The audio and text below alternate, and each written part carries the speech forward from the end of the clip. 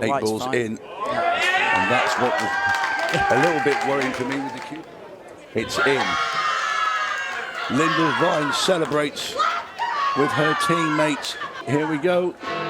That is it. Australia are in the final as Lyndall. And she really is becoming a star in South Africa, is Tasneem Solomon. Lovely. Brilliant, brilliant out. It is France who are going to go to the final. The defending champions have done it as the bell tolls here in Ireland.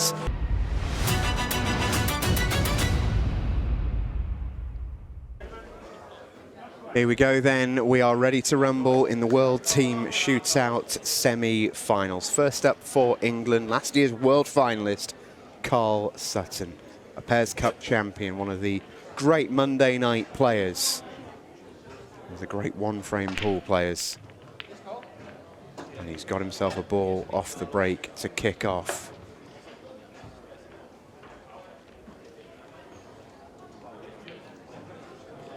And his opponent is ready and raring. Top cat, poised to strike should the opportunity arise.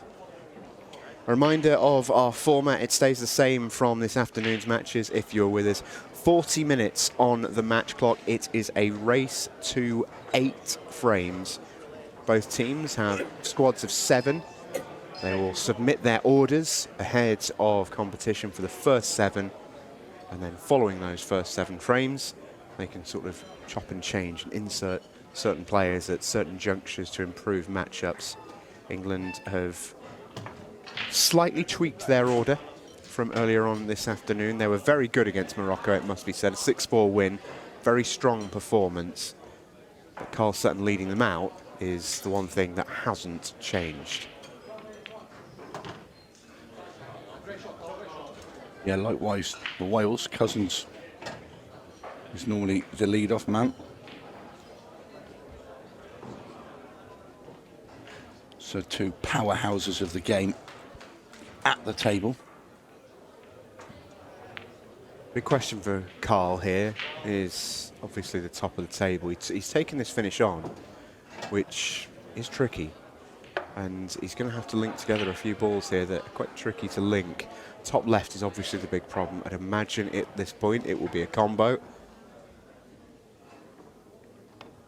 And he was about as good on it as he could be. He is, because you've got to play this shot at a certain pace to get the second ball to go behind the yellow.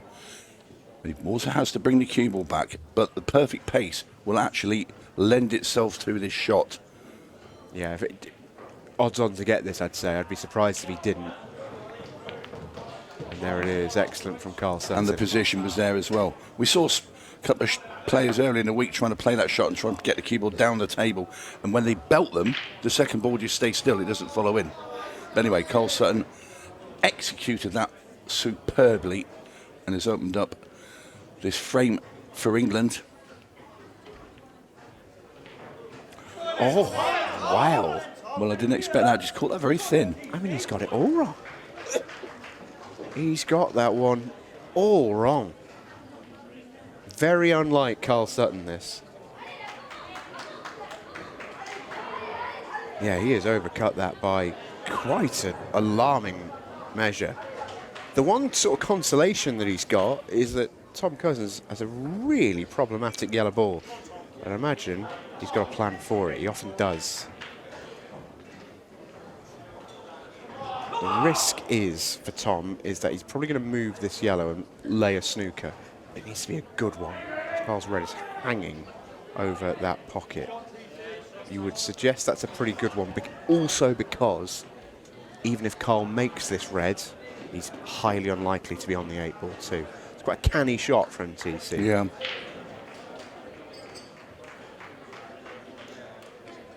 Having a funny old week, Tom. Oh, isn't he just? Went out of the Masters fairly early. Went out of the World Singles today, so his Cousins twice removed.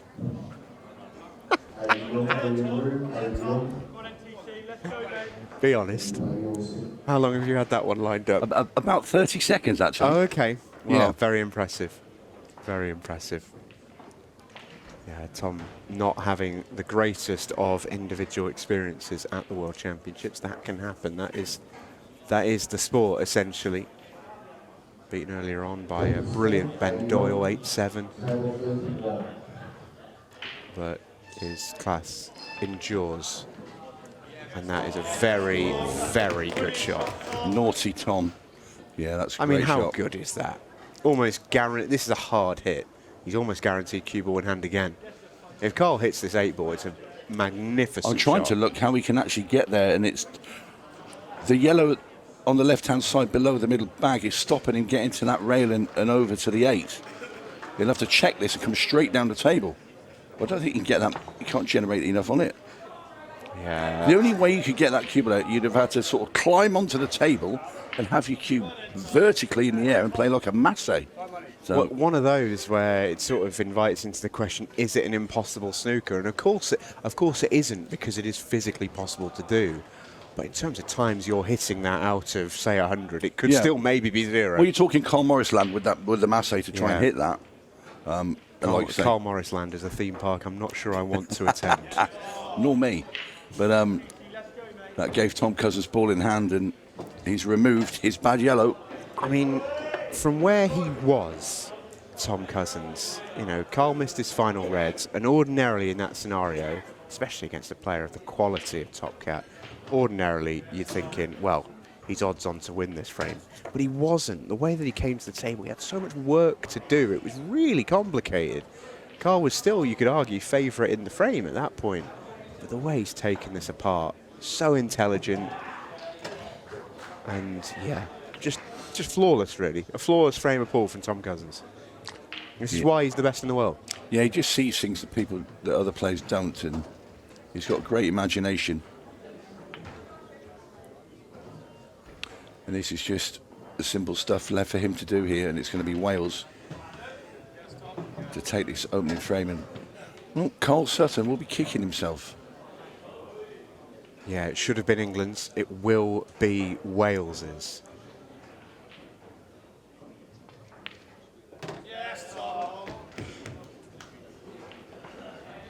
So 𝗏𝗏𝗏𝗏 there. Yes, Tom. Yeah, you'll hear him a lot. In goes the 8-ball, and on to the scoreboard go Wales. In come the high fives, or fist bumps to be exact. It will be 𝗏𝗏𝗏𝗏 in next to bat for Wales. Is this miss from Carl Sutton the key moment really in the frame, because this should have gone in and he should have been on the 8-ball. Tom shouldn't really have got a shot there. Carl had done all the hard work. No, he played that very nice little combo shot and got himself the cue ball in perfect position. He played a brilliant frame of points at that point. One of those where you didn't see that coming. No. So 𝗏𝗏𝗏𝗏 up against Shane Thompson. Yeah, and there'll be a little bit of, well, needle's not the right word, because I think they do like each other, but there will be a lot of antagonisation from one side of this table. Oh, break. no. Oh, he's done it again. That's he's had 2 of them today. That is incredible. Look at Shane Thompson's face. That is incredible. 𝗏𝗏𝗏𝗏𝗏 gives it the big one, as he might. A golden break, the second one today. He hit one in the quarter-final against Australia, and he's hit one against his old buddy Shane Thompson. And goodness me, has he given him the send-off. Oh, and that's 3 for Wales today, because Zack Shepard's had one as well. Just incredible. Shane enjoying the moment. Oh, he's fizzing. No, he's... As well you might, really. It gets an awful lot of sort of, oh, it's a nonsense rule, it shouldn't be in the game and all of that. It's a great rule. For shootouts, this is what it's all about. It's about the game turning on a sixpence like that.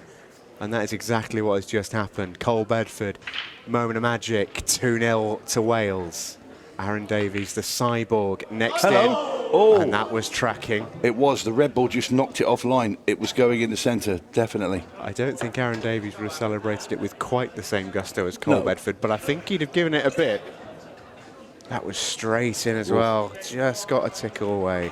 Yes, Aaron is far more reserved than 𝗏𝗏𝗏𝗏𝗏. But he does have he does have a celebration in him. We saw it. He does. We saw it when he won his Pro Series title, obviously, earlier on this year. But he is a different beast when it comes to playing for your country. A lot of people are. It matters.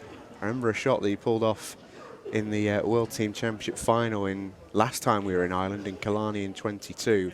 Pulled off an amazing treble in the final. Was the dagger really in that match, and you just couldn't really believe that it was the same Aaron Davies who was standing there giving it the big one. It was incredible. Yeah. He's chosen reds here as Aaron, and whilst it may be a wise choice, it's a very tough out. Maybe it's a case of getting your colour set and retreating, but he's up against, it's worth pointing out, Brad Ferguson, who's been the surprise package, really, for Wales this the week. new boy. He is the new boy, and don't let that fool you, because he has been tremendous for Wales. Absolutely tremendous. They have had, well, that's full-blooded from Aaron, but I think with a view to blocking off that yellow, even if it didn't go. It's worth pointing out Brad Ferguson, he was, at the start of today, top of the leaderboards for the World Team Championship individuals. So they rank it based on who's won how many frames and all the rest of it. It's now changed. They actually played a team championship match later on after all those quarterfinals earlier.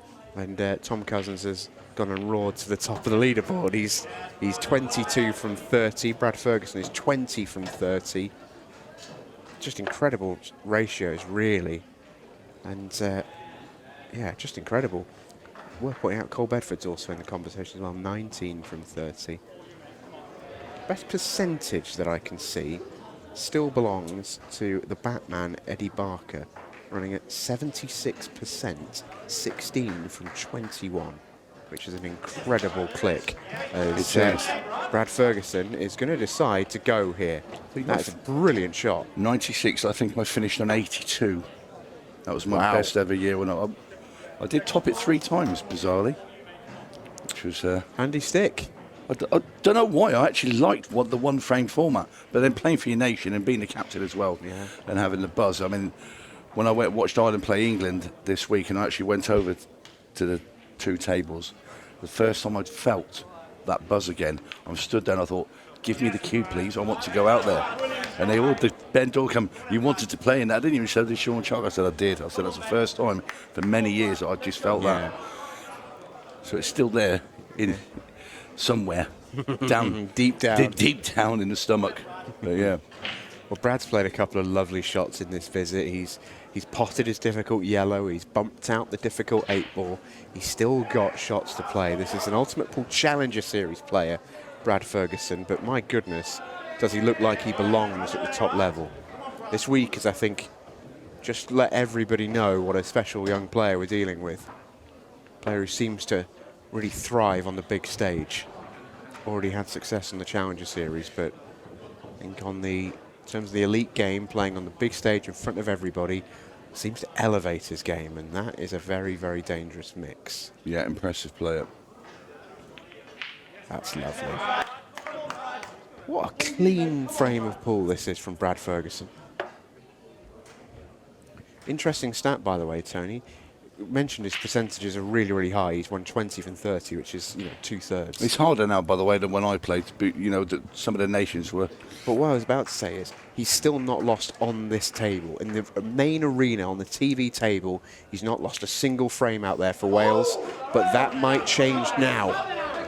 Well, he is human. Because that was an edgy one. And I got to be honest, I did not see it coming. No, I didn't. Fancied him for that one all day. Aaron is happy to make Brad wait and play with his food a little bit. Can see why, as it wasn't an easy pot on. You don't want to give the game away. Always a risk, because you'd expect Brad to hit this yellow. Can he get it tracking towards a pocket is a different question. Well, he's going to be hitting it at pace, I think. Well, he's not hitting it at all. Cue ball in hand then for Aaron. Not hit anything. Yeah. Done well to hit nothing at all, yeah. Cue ball in hand then for Aaron, and this will be a frame on the board for England. It's exactly the same start that they had against Morocco, by the way. They were 2-0 down. Aaron was a player who won in the middle frames, which is where England really asserted their early dominance against Morocco, lost the first two and came back strong.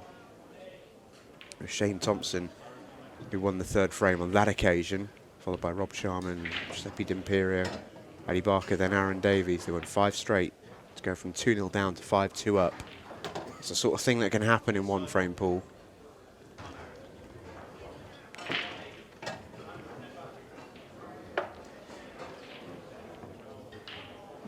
Long, long way to go as well, especially as the golden break hasn't really taken any time out of the match.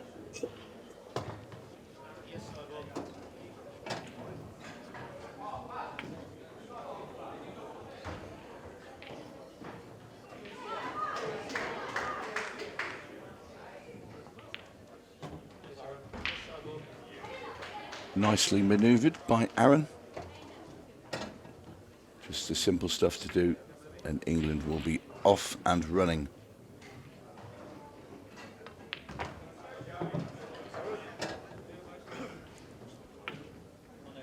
Cyborg delivers England's first frame. It's the first frame that Brad Ferguson has lost on the TV table all week long. And in comes the skipper, Dubs, Andy Williams. He played really well this afternoon. He did. He pulled out a really big finish. And yeah, he made himself pull out a big He finish, did. but then he did pull it off. So, you know, credit Yeah. where credit's due. And here is Adi Barker. You mentioned he's not currently top of the rankings, but he is top of the percentages, which you could argue is the real quiz when it comes to those individual leaderboards. But anyway, I digress. Andy Williams will break off. Had an iffy year on the Ultimate Pool Pro circuit. But what you do see, especially in this fortnight of all fortnights at the World Championships, when players wear their national jerseys, is you can see players elevate, change their fortunes and perceptions out there of how they're playing. Brings out a different beast. Andy Williams has been playing really well this week, and it's been good to see.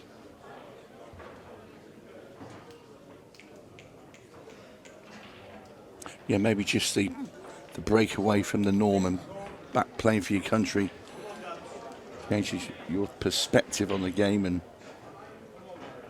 light relief away from the Pro Tour. Until you're out there at something like 7-all, 30 seconds remaining.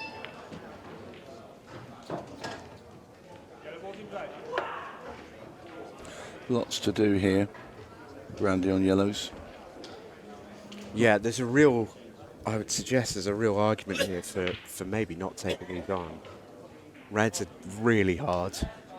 Yellows are slightly easier, but they're still in the really hard category, I would suggest. And I think there's an argument to sort of leave these alone. But Andy is going to pot. It is a risk. The further he goes through this finish, the easier it becomes for Adi Barker. Space gets cleared, room opens up. That ball that Andy just potted, for example, was a horrible ball for Eddie because it blocked that red at the top left. Now it goes anywhere he likes.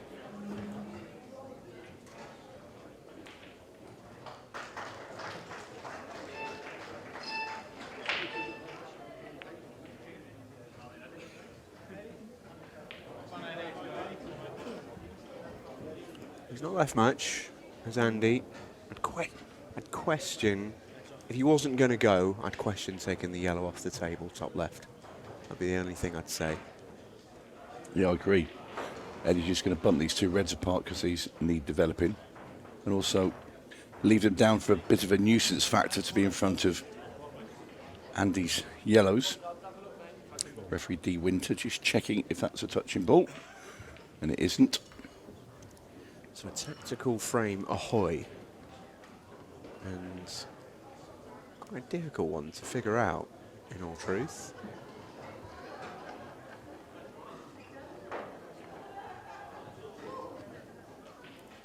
And he might be going here. He was. That was pretty full-blooded, because his left red's not wide open, but certainly more open than they were. Yes. Yellow's are slight favourites, I mean very slight, but now reds are a bigger favourite now after that shot. Certainly with the key bit that Eddie's at the table.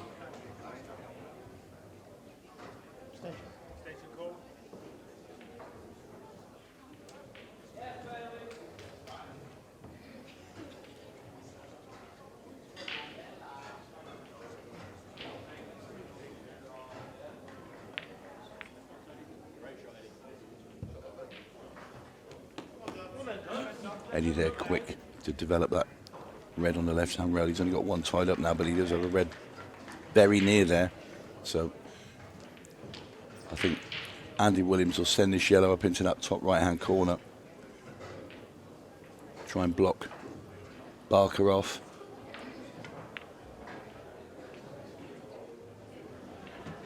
Oh, what a pot that is. Well, he's all in now. He has to go. Yeah.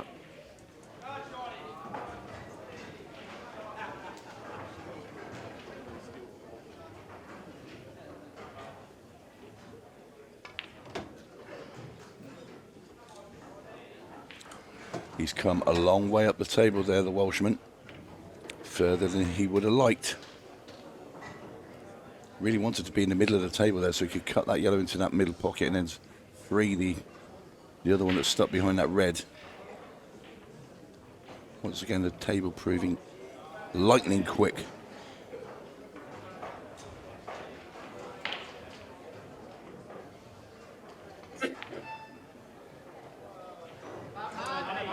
There you see, forced to take that into the corner because he wanted that angle on that yellow to cut back in the middle, and he's jawed it.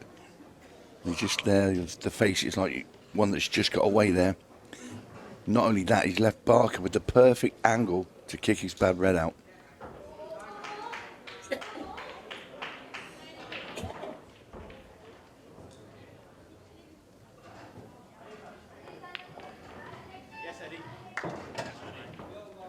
Kick it, he has.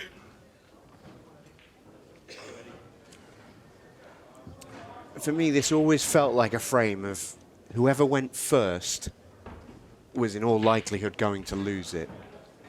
And it was a battle of patience, and Eddie was the more patient.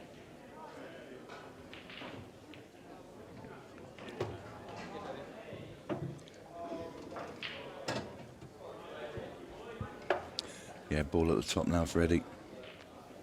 Screw the cue ball down the table.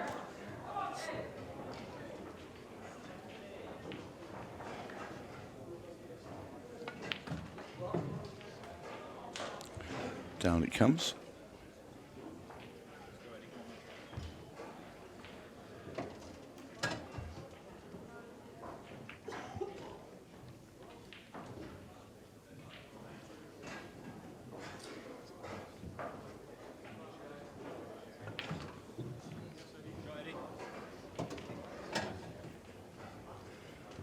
Just gently play this down the rail.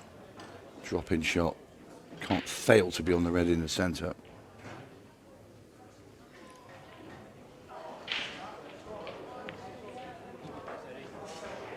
And England are going to level the match, following the same pattern from earlier today.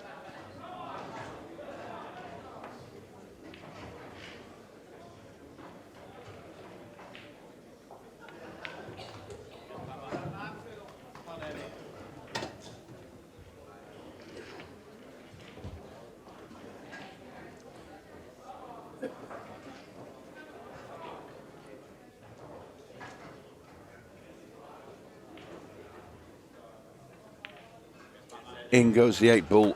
Barker pulls England level. Fist pumps the teammates. As Mike King enters the fray.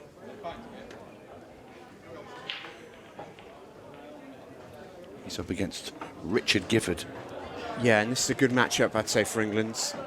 I think Mike King has been in excellent form all week. He's been a bit of a staple of this England side, but this is a bit of a new Mike King. through some personal changes recently, and we spoke to him earlier, and he seems focused, determined, and yeah, and he's always had bags and bags of talent and ability. It feels like he's harnessing that in a really, really positive way at the moment. That just makes him an incredible asset for this England team. Yeah, super curious. His dry breaks yesterday in the Masters, he had 4 in a row, that really cost him. So he was missing nothing. He's going to get a ball, and instantly you can see the spring in his step. That's all he wants, because he feels like he can clear up from anywhere at this stage of his tournament. He's playing really well, but all he wants is that chance. Whether this is the chance that he wants, though, is another question. But I think he's going to go. No. And that shows you how comfortable and confident, in a way, that Mike King's feeling. You know, in another tournament, he might be swinging an arm at those and trying to produce a bit of a miracle finish, but it's a clever shot. He's happy to bide his time, fully switched on. Yeah, I think sometimes if you're playing a singles match, you might be tempted to have a little dip at those sort of finishes, but when you're playing in a team, your teammates are stood behind you just over that barrier, the other side of the arena, and you're carrying their hopes and dreams along with you. As 𝗏𝗏𝗃𝗏𝗏 misses that red into the centre, and now Mike King will pounce.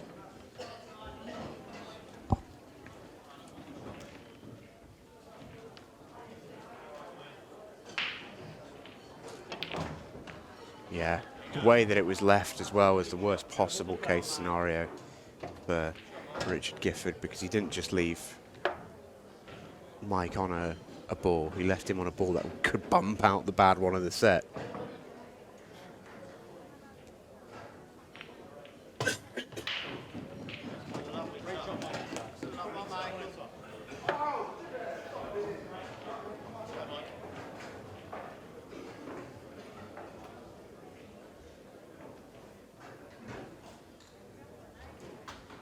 Taking on the more awkward one.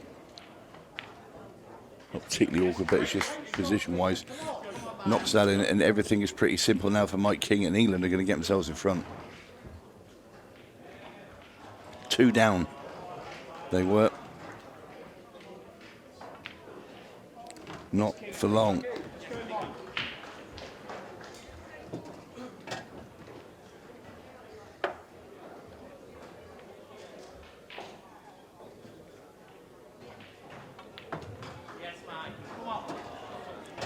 It's the same story that we saw in the quarter-final against Morocco.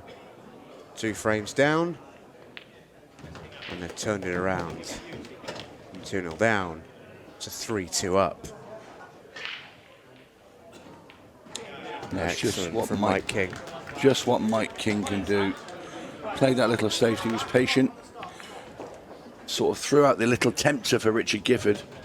Took that ball on in the centre and missed. And King dispatched him. Zack Shepard. This man's had a golden 8 ball early today. And he'd love one against his opponent right now. In comes Captain Kendall, the Fox. One of the all-time great international players. He skipped this morning's session. He's battling with a bit of a sickness bug. He's not been very well, but you just try and keep him away from an England team on trophy day. He is about as dedicated to his national team as a man can be. Yeah, there is a bit of the lurgy going around.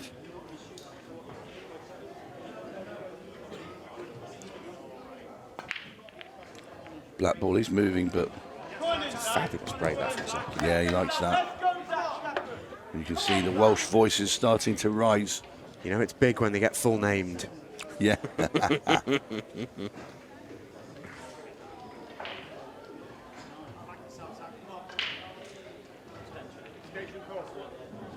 It could be either colour set here. You can make a case for either, especially if the red and yellow go independently of each other at the bottom. It sort of is really personal preference. I don't know if he's got an opening red other than the 3-ball plant, though. Yeah, it's dangerous because You could easily miss that. I was looking at that, I thought, because I actually prefer reds. But because of that plant there. Oh, I was about to say Zack's going to take the yellows, but he's missed. He's got away with one. He's not really left a red on. Lee Kendall has a very long, straight red, which is a tester if he wants it. The Fox. Lee Kendall. I think he knows it's the right shot. I just don't think he likes it. And you can't blame him. First shot at the table all day. Well, judging by the way he was lining this up, is he cutting this? Does look like he is. Yeah, the thin cut. That's okay. I think probably in an ideal world he'd like the red to stay on the table, just give him some options, but that's not too bad. Little double doink. Yeah, the thing is, he's going to have to play this red into the left-hand centre. 𝗘𝗃𝗲's going to be sailing over to that left-hand rail, so you look after this shot, it's either a very thin cut into the right-hand middle or a long red into the top right corner. So nothing easy is going to follow this. It's an excellent shot. It's an excellent shot. Judged that really well because he knew he was going into the yellow and where that would take the cue ball. That's very, very well judged. He's an incredibly canny player, is Lee. What he does have is loads of bottle. We saw that last year in the World Team Championship final against Northern Ireland. He took out a massive finish in that game, but he's gone wrong here. He played so well that finish up until that shot, but that bump he's played has not gone well for him, and he's right up against it now. Not too sure what he's lining up. He's lining up a 3-ball planted to the bottom right-hand corner off that yellow. Wow. I mean, this will bring the house down if this goes in. Oh, well. Would you believe that? It's a fair shot, isn't it? Lee Kendall's got all the shots, and he's not on his next one. It's one thing lining that shot up, it's certainly another getting it. It's an unbelievable dig. I'm not sure he's on much more. He may be on the one to top left, but how does he get on that red that's just behind the cue ball? I have a feeling we're about to find out.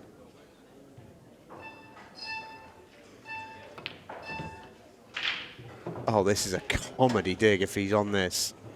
Needed a bounce. Oh, he's been unlucky. He's very unlucky. He is very unlucky. Look. if he lands straight on that red or just off straight on that red to bottom left and takes that finish out, it's one of the finishes of the week. As it is. Well, he could have maybe played it in the middle as well. If there's room, just to maybe squeak it into there. Oh, right, hello. Hello. What have we got? He's going to try and come through the gap of those 2 yellows. Never got hold of it.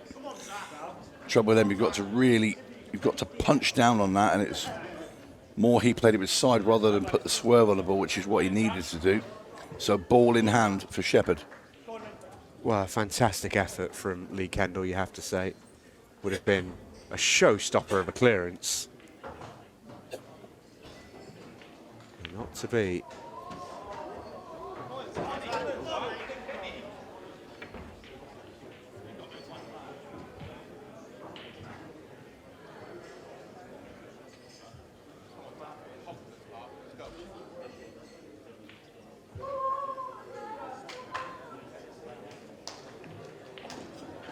He's got a bit of a dilemma, Zack Shepard. I think he wants to use that yellow over the middle to help him out with the yellow that's closest to his hands there.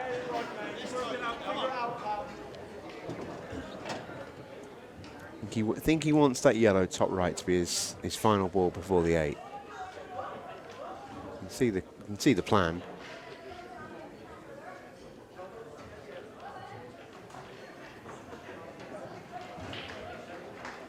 I'm going to try and get on it now.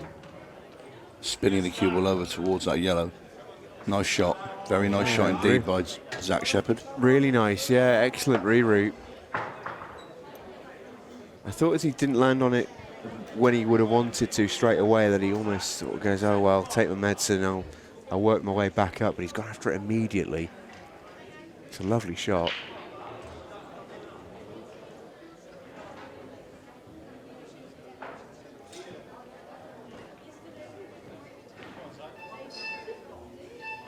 Yeah, gotta hurry up. Yeah, and the clock's killed him. Just rushed it in the end. Just rushed it, and for the life of me, Tony, I can't really see why. Like, you can pop the yellow over the middle from anywhere on the table. Yeah. Getting up off the shot there has absolutely killed him in terms of taking that visit out at one visit. Double into the corner for Kendall. That's wide. Yeah, so tough to judge that. It was. Second bite at the cherry for Zack Shepard. You could argue third. Yeah. It's been far from a vintage frame. The last 10 minutes of the match. 15 seconds of shot coming right up.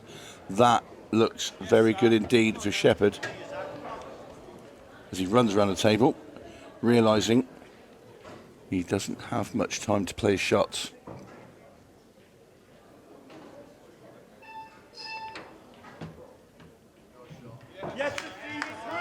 Played that very well.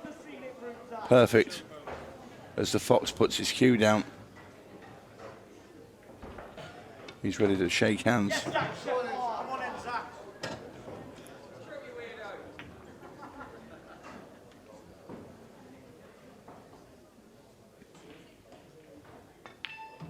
Excellent from Zack Shepard. 𝗘𝗃𝗵𝗵 continues to give it absolutely large. He is intent, I think, on winding up this England team as much as he can. He loves it. And then, now that Zack Shepard's in the shed, he'll start giving him stick about the shots that he missed. Yeah, he will. That is an absolute certainty. So, Jeppe D'Imperio versus Mike Clifford. There is Mike, and there's Jeppe. Smile on his face. And this is the last one of the 7. Yeah. 3-3. Yeah, it's been close. We said, didn't we, at the start of the show, this afternoon felt like a warm-up. It was very good, it was very entertaining, but there wasn't so much of the kind of drama that really makes shootout pool, and indeed team shootout pool, so special to watch. Games were a little lopsided. It wasn't too much jeopardy at the end. I think we're going to get a real change in tone tonight. I think every match is going to run very, very close.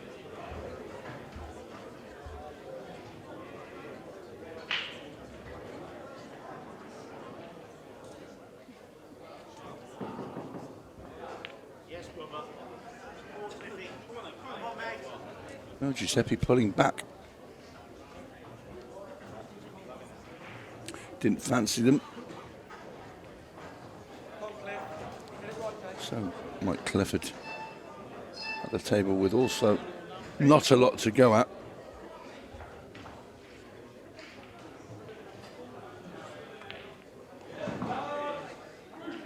Yeah, happy to get a bit mixy. The issue is getting mixy with that man right there is quite often a death sentence in this game. Jeppe D'Imperio, a tactical master. But a 15-second shot clock is absolutely not where he feels comfortable. And I think for Wales, and certainly for the man at the table right now, Mike Clifford, I think the fact that this frame has come on a 15-second shot clock, he'll be very grateful for it.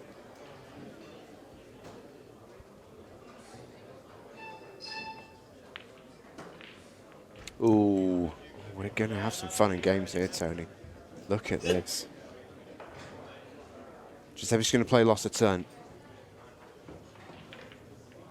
No, he's not. Well, he tried to.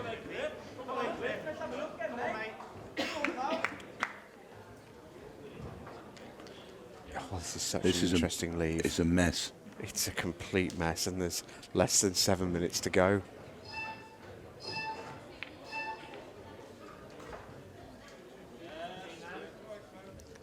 Oh, it's only getting messier. The one thing you would say is, even on a 15-second shot clock, I'm not sure England would put anybody else in for this frame. No. Giuseppe's such a clever and canny operator. Like a boa constrictor. He might be slow and he might sort of catch you off guard. But he is deadly. Yeah, Clever's got to be careful because if Giuseppe gets to play another loss of turn over in the other corner, he's got both corners surrounded where the 8 ball is.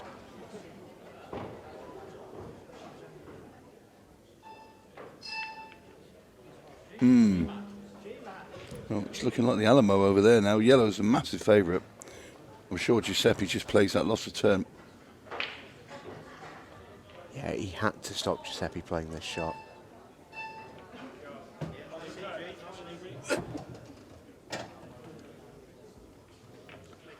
And very quickly, what we said was messy, and I thought there's a lot of mileage left in this. I think Mike's just let Giuseppe get involved in there. And well, hold on to your hats. Yeah. Because he's just going to fly into it. Has to.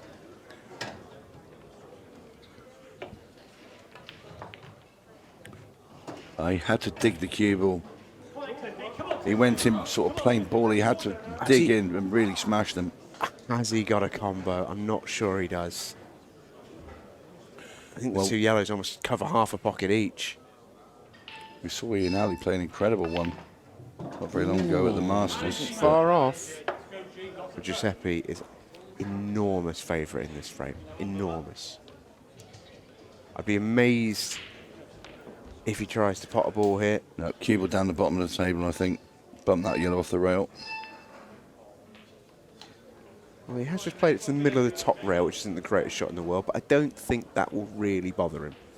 Cue ball was his priority there. Might Clifford find a way to pot it? Really good shot. So I think he's going to force Giuseppe to move the yellow by the 8 ball.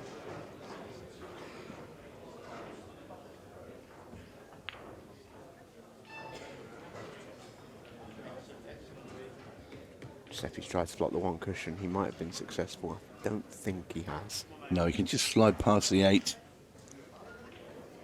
But you can see there's room for the cue ball to go in. If he came in a bit narrow, he could go in off this. Looks pretty good to me. Oh, yellow first. Now then. Now then. Play the plant, screw the cue ball back into the yellow and try and knock the red in. Same shot. He tried it and it failed. He's going to have another go though. He's got the angle again. He's got quite lucky there, you know, Tony, to land there. I think you go into this very firm indeed, because if you don't catch it right, as long as you hit that yellow, you might get it out of there. Oh. He doesn't want to deal with it.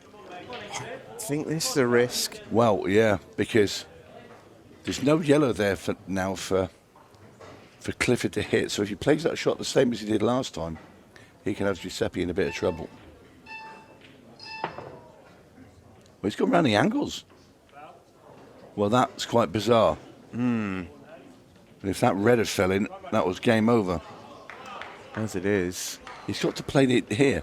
So you got the angle now. You pot this and kick into the yellow and the red, not the red in. And this time, oh, he's going to have to play a shot. He really is going to have to play a good shot now here. He's going to play safe. He thinks he can get behind it. I wouldn't have liked playing that. Oh, he's so good at those kind of shots. Has Mike Clifford got an edge? I'm almost certain he doesn't. No, he's going to have to come off the rail, play the kick. Needs to do it quickly as well. Oh, miscue. Well, he's cued into the jaw. I think that's what's happened there. He's cued into the jaw. And it's just completely ruined his queuing. And Jeppe D'Imperio, it's like death by 1,000 cuts. Oh, he's fine. He's fine. I thought for a second he was going to end up behind the 8-ball. He's okay. He's okay. Just look at the clock. Oh, this next break is big. It's Wales to break as well. And it's going to be one of their gun players because it's the end of the set here, remember. He'd have liked to not been on that cush, but it is fairly straight. Tester. It is at 3-all. Brilliant shot from Jeppe D'Imperio. And England leads. Now then. 𝗘𝗃𝗵𝗵, wise words. Don't know what they were, but they looked wise. 92 seconds left. And how about this for faith? Wales have sent out Brad Ferguson. They're not sending out Tom Cousins. They're not sending out 𝗘𝗃𝗵𝗵. They're sending out Brad Ferguson, the newbie, the rookie. Wow.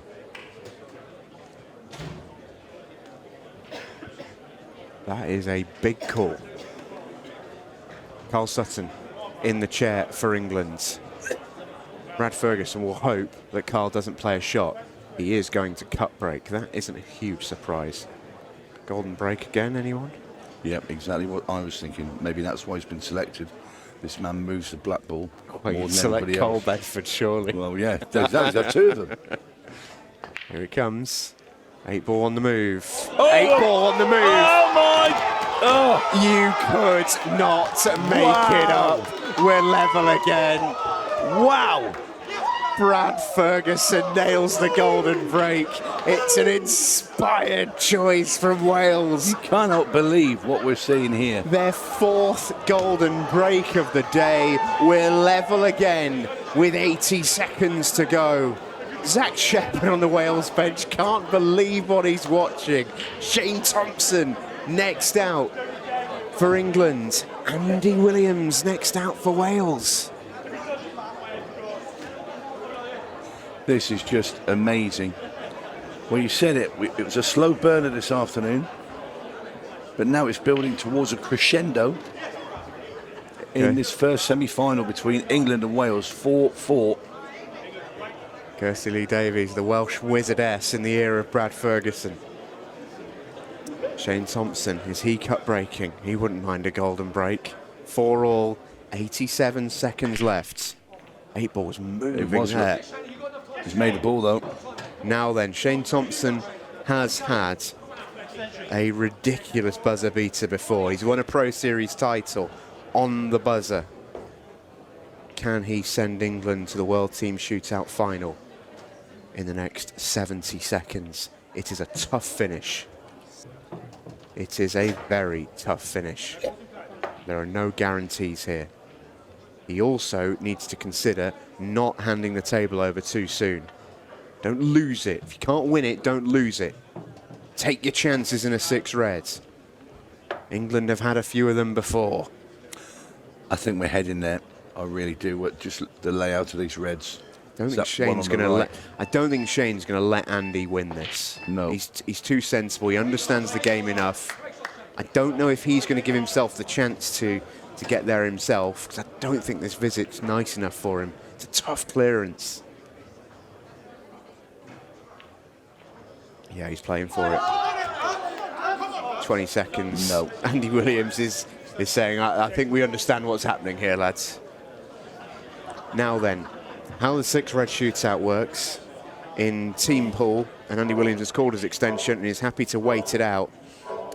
Each team will have nominated a player. They are their 6-red shootout player. It will then be the next available player down their roster. That is who comes in. So it's not like you can choose your pairing. I'm almost certain England's choice will be Carl Sutton. Don't know that for a fact, but I'd be surprised if it wasn't. I'm not sure who Wales's will be. So Carl Sutton and Aaron Davies is the pairing, which means it's going to be 𝗘𝗃𝗵𝗵 as the nominated choice and Top Cat Tom Cousins to take on the 6-red shootout. Wow. Maybe Wales's order is going to come up trumps, because for as much as we've sort of gone with the received wisdom of Tom Cousins not liking 15 seconds a shot, not liking 6 red shootouts and all the rest of it, what he has done over the course of the last couple of years, where he's been the best player in the world and ran deep in a lot of tournaments, is he's had a bit of experience. And actually now, on a 6 red shootout, he's got one of the quickest in the game. The one he had at the back end last year against 𝗏𝗏𝗏𝗏 was obscene. Yeah. 16 seconds. But it's that pairs thing of being standing in the right place, and you know, this. It's well, it will be, in a word, Mr. Holgate, and it's a word that fits quite beautifully. Chaos. It will indeed. Tom Cousins to break them. 6 red balls, quickest time wins. Cue ball and object ball must be stationary. The rest can still be moving. 𝗏𝗏𝗏𝗏 straight on that red. That's nice. 6 clean pots will give them a good time here. That's an excellent pot, is it? No, it hangs, but they can leave it till last. It's a gimme. Wants to stop the white, that's good, didn't panic. Down the bottom has to go that way. He's ready and waiting. It's only going to be okay. It's only okay. Yep. It's above par. It's above par. 𝗏𝗏𝗏𝗏 gutted with that missed red, which cost them an extra couple of seconds. Yeah, they could have maybe gone low 20s, but that's as good as they could have done. 27.56 to beat for Carl Sutton and Aaron Davies. Cue ball was a bit pingy off the front. Juiced the break a little bit, and one settled on the knuckle. All of a sudden, the game is on. This is no guarantee here. That red on the left side of the table is a problem. Carl Sutton knows it. They may need 2 shots on it. Oh, he's gone heavy, is he? Needs it to stop. Oh, big shot this. Oh, it's tight. Oh, it's tight. England were cheering, but they don't know. Oh, it's so tight. Wales don't. Nobody knows. This is so close. Just a quick apology for any foul language you might have caught. Here's the result. England's time was 27.96. Wales have won. Can you believe it? Wow. 𝗏𝗏𝗏𝗏 and Tom Cousins celebrate. They have shaded the shootout. It couldn't have been any closer. The delay that England had just to play that final red is what's cost them in the end by the finest margin. At the start, when they broke off in that 6 red, they screwed the cue ball back an awful long way, and it was 5.5 seconds before they played their first shot as well. That will also have a bearing. Oh, what incredible drama. Wales are through to the World Team Shootout final for the 2nd straight year, and they've done so via 6 red shootout. They've done so by the skin of their teeth. We'll speak to those two in just a minute.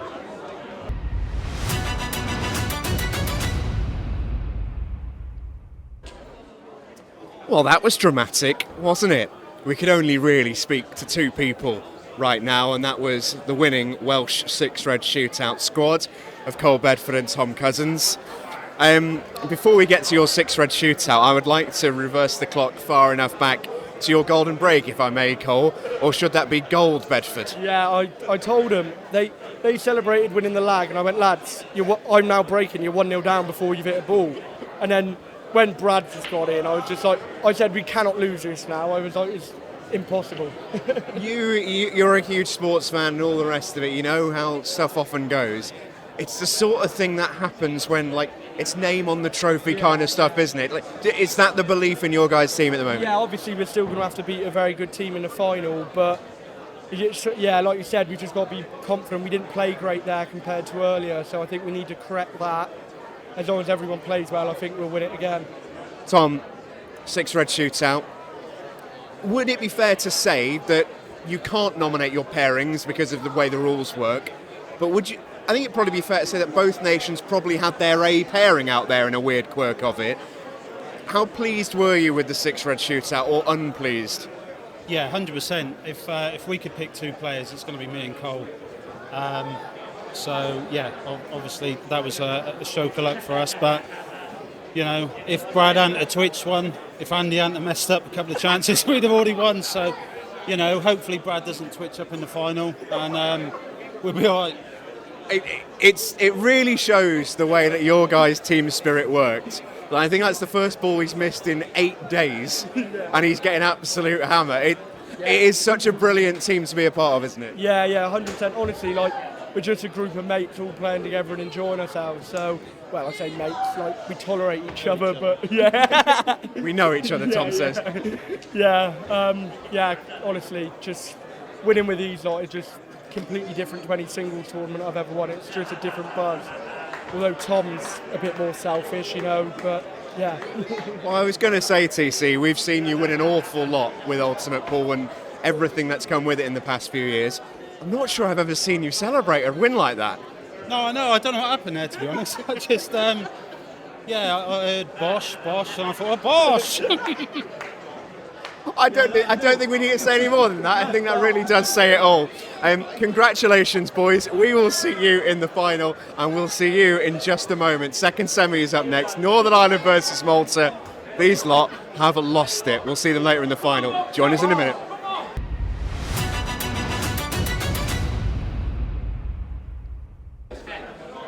Ryan Pisani in the building for Malta. Declan Brennan, his enemy, on the other side of the arena for Northern Ireland. We've just about, myself and Tony Holgate here, screwed our heads back on after the most incredible of semi-finals that we've just witnessed. England versus Wales. Goodness me, did it deliver. We said at the start of the night, Tony, that the afternoon felt like a warm-up. We felt like the matches would be more sort of true shootout this evening. And that England versus Wales game, that was true shootout. Yeah, it certainly delivered. What a match it was. All the way to the wire. It was golden breaks. Unbelievably cold Bedford again. It's what makes the shootout so special, is that the result can change in a second. That's the best bit about it. That's what makes it so incredible to watch, because you do never know what's going to happen next. Just the most remarkable victory for Wales. So remarkable, we've got Tom Cousins being giddy and silly in front of a camera. Remember 5 years ago, you'd have to chase him around a venue to force him to be in front of a camera for an interview. Just, it's all got a little bit silly, but that is exactly what the shootout is. It's why we love it, and it's why Malta have really thrived in that environment. They're such gamers, this Malta team. They love the battle. They love playing for each other. Every single year of this competition, they have been to the final. Northern Ireland have been one of those teams that have beaten them in one of those finals. 2023, Northern Ireland took the victory. Worth pointing out, 2022, well, wouldn't you know, it was Ireland who beat them. And Malta beat Ireland earlier on. Could they do the revenge trifecta? Could they go and beat Ireland, Northern Ireland and Wales in the same shootout tournament and get revenge for all 3 of their final losses? Yeah, that'd be incredible, wouldn't it? That would be mad. But it's going to be Declan Brennan who's going to get a go here. Ryan Pisani couldn't find a way out on that double. It is a tricky finish. But as we heard from Ronan McCarthy earlier on in his interview after the quarter-final, Declan had a similar sort of first frame in that quarter where, you know, Ronan said, we wouldn't want anybody else out there than Declan. He's so good. He's so clinical for us. We know we can trust him 1,000%. And that was a superb bit of cueing from the destroyer. Yeah, lovely play, Declan. It wanted to move those 2 yellows apart a bit more, but they might plant into the middle. Have a look to see if the one on the left goes into the bottom corner as well. So I guess that's where he's thinking of going next.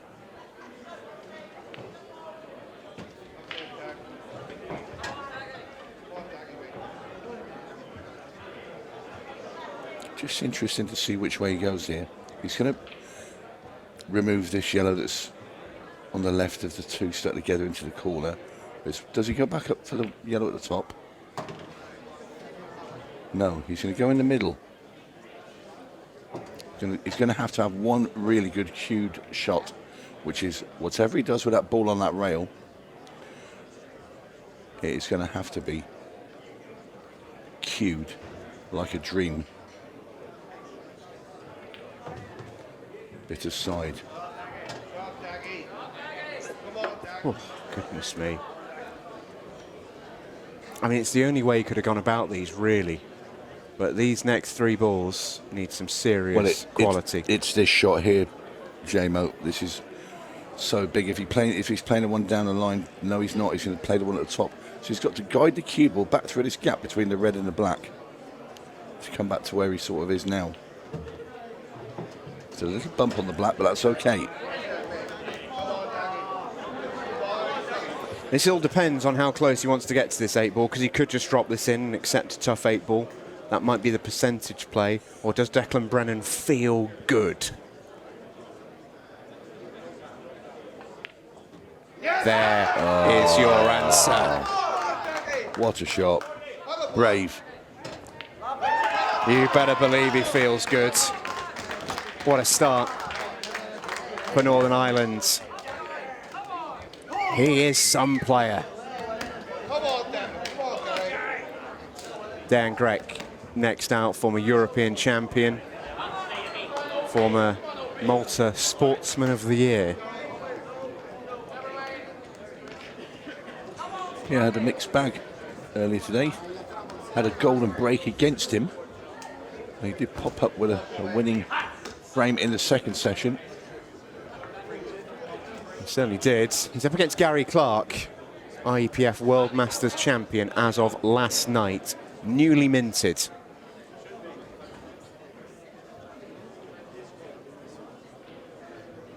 Dan Grech, cut breaking. 8 balls moving. That's a fabulous break. Yeah, if he could have just got one of those balls to give it a helping nudge, that black might have gone towards that well. Might have got to that corner pocket. Really split well, this. I think he's just a bit upset at his first shot, because it's really tricky.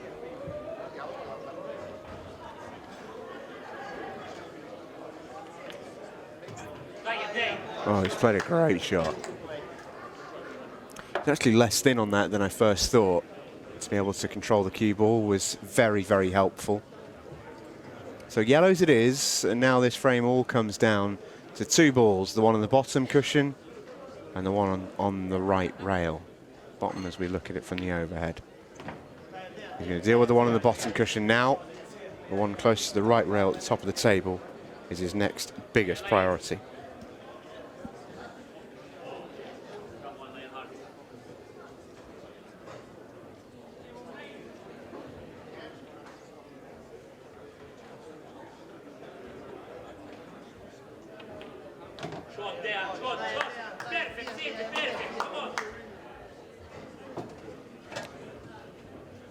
If he could just get the cue ball just before the bulk line, that right in that gap, those 2 yellows, he'll be plumb.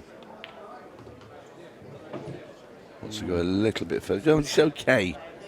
Now, can he get this, put the yellow into the left-hand centre and get the cue ball back without sliding onto that red that's just next to it? Well, Double was the plan all along. And it goes. Ooh, brilliant shot.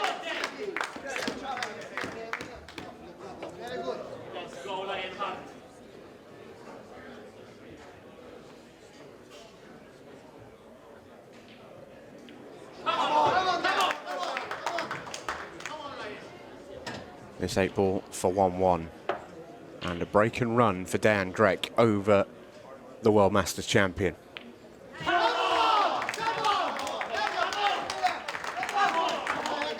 super stuff there from 𝗍𝗃. Great finish. There's Johan Atard coming out for Malta. He's been in fine form. Carl Martin, didn't see him earlier today. Yeah, we didn't. Big vote of confidence really for him. Chucked in at the deep end early on in the semi-final. I can tell you earlier in the week he was out there and he had a couple of really good breaking finishes.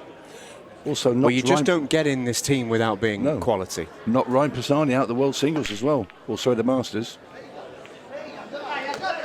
But he will not be happy with the result from that break. Yeah, that's disastrous, really. I think it's straighting off too.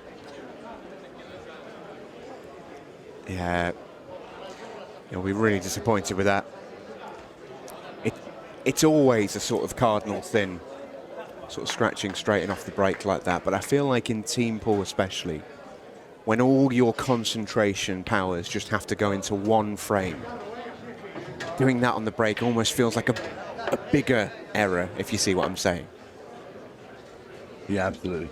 If you're playing individuals and you're going to play a course of a 15 frames, sometimes it's a case of getting the cue ball down and almost feeling your natural rhythm and just doing, you know, that way you can make mistakes. But on that shot especially, you feel like you should be so concentrated. Every frame's like a deciding frame. Yeah. Digging deep. He's trying to pull the cue ball back into that. Well, the way he got the cue up, I thought he was going to try and pull back into the red and yellow that's sandwiched together over that left-hand middle. It's Johan Atard, by the way, at the table for Malta. Former Maltese champion. Serious player. Don't see a huge amount of him on UK shores. He's not one of the regular cohort who travel a lot, but he did play on the Challenger Series for a season, reached a final as well. He's mustard, is Johan Atard. Real quality. So he's going to play this red off the yellow into the middle, and this will bump that other red down to the bottom of the table, opening up the reds, and that's a very good shot there from Johan. And he's landed with just the perfect angle to get this cue ball central to deliver the damage to Northern Ireland. And he has had that cue ball on a piece of string.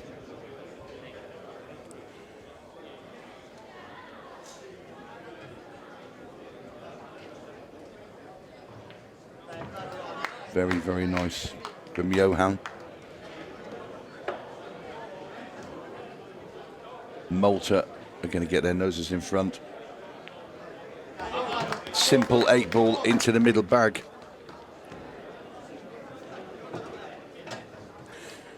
Tidy finish from Johan Atard. That's serious. He's so good, Johan. Really is. Sort of player that would completely belong, in my view, in the Ultimate Pool Pro Series. That's the level of talent that he has. Wouldn't look out of place at all. Talking about the Ultimate Pool Pro Series, there is one of them. That gentleman there, Clayton Castaldi, former world champion to boot. But he's playing. Yes, the current world champion. World champion. These two right here are the last two world champions, in fact. Well, yeah, and I thought you were swearing at me there, Tony, but no, you were right. It's the last three world champions. Yes, correct. Ronan McCarthy 2022, Clayton Castaldi 2023, Ronan McCarthy again last year in 2024. Yes, Clayton Castaldi's world round sandwich with a Ronan McCarthy either side.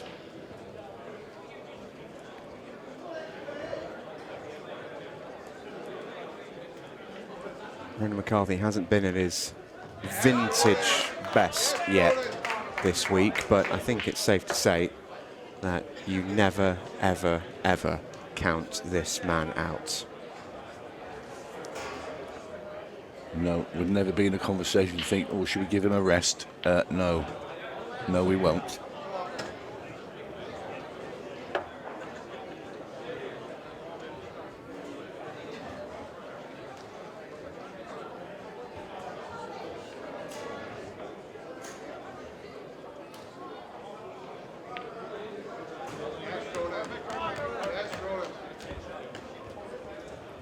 And this is all over as well.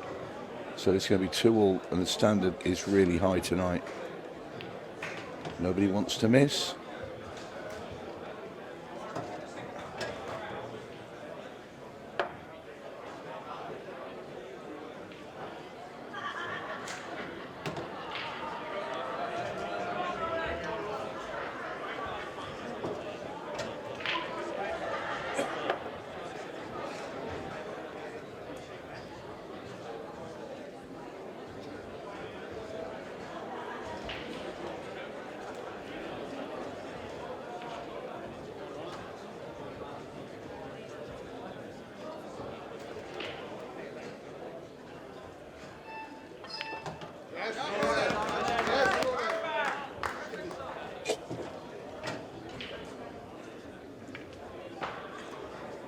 Well, the quality of play so far for a semi-final in shootout conditions. Chapeau, Malta and Northern Ireland. Ryan Pisani is the only man to really make a mistake so far. Declan Brennan, Dan Grech, Johan Atard and Ronan McCarthy absolutely faultless. Lethal Leary next in. You can see there the young man in the glasses. That's Rhys McLaughlin, newly crowned the under-18 World Master from Northern Ireland. Super, super young talent is he.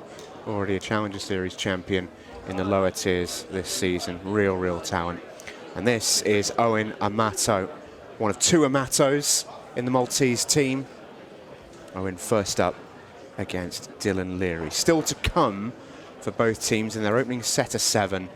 Leiden Deono, 𝗏𝗏, Miguel Amato and James Nesbitt.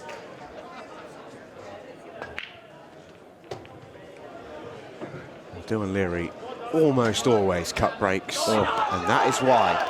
Look at that split. Listen to the noise. We're going again. It's going to be another finish.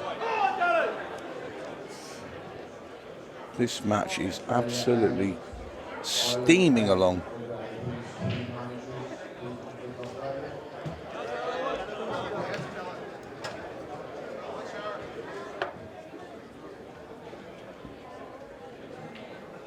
Now yellow that's next to the black ball will go past into that right-hand centre. So expect, just drop this one in. He'll want to play the one near the red now. And ideally, play the one that's next to the black next.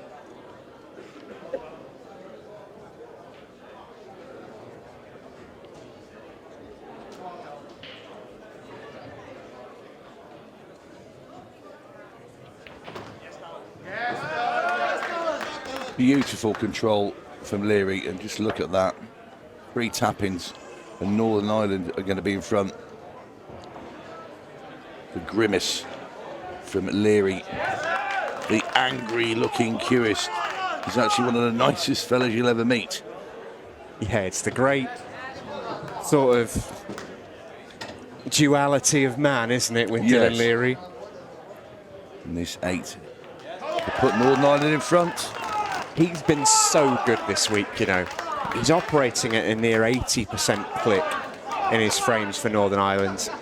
And he is deadly as ever as we welcome into the arena Big Rab, the Belfast man. He shakes the hand of Leiden Deono, who is limbering up to belt this break. 𝗏𝗏, a 2-time, well, a finalist, I should say, a 1-time semi-finalist, 1-time finalist this year on the Ultimate Pool Pro Tour. He's been in excellent form, in a bit of a sort of a breakout year for the big man. But even with all that said, he adds an extra gear when he wears the jersey of Northern Ireland. Will he get a shot at the table, or will we see another break clearance? It would be the 5th in a row were we to do so. The standard in this semi-final has been amazing.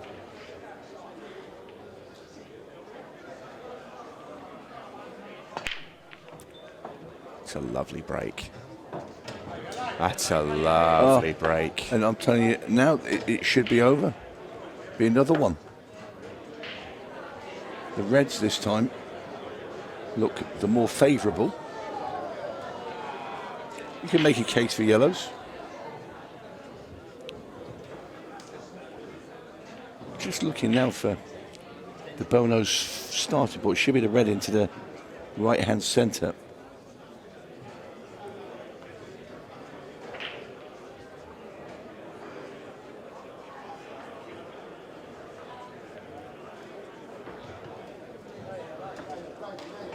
That's okay.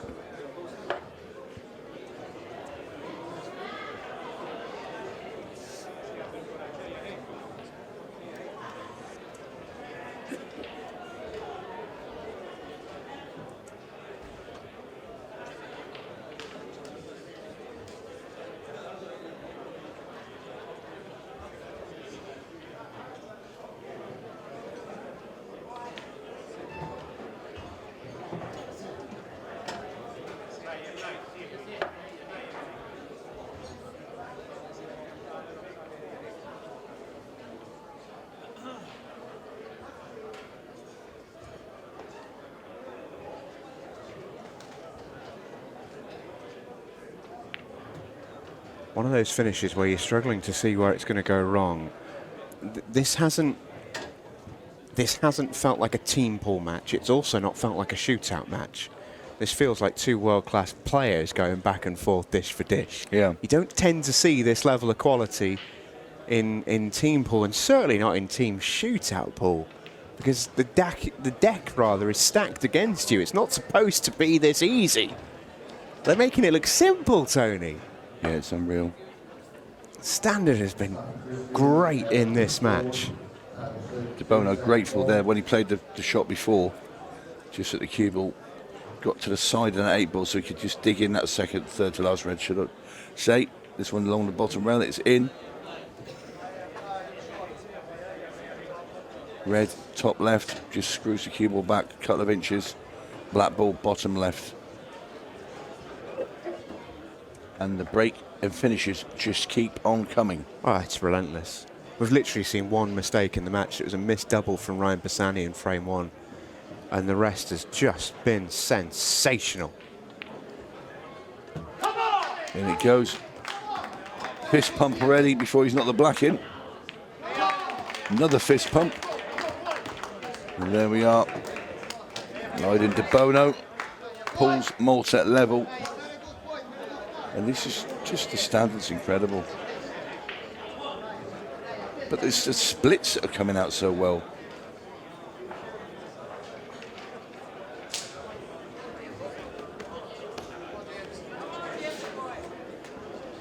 So, Northern Ireland will be breaking off in this next one.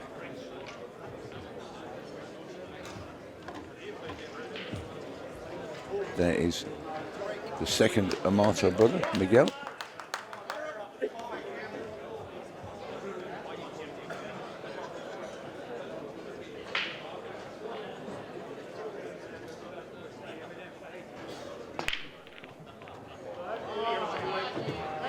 Well, I can't imagine. Oh, well then.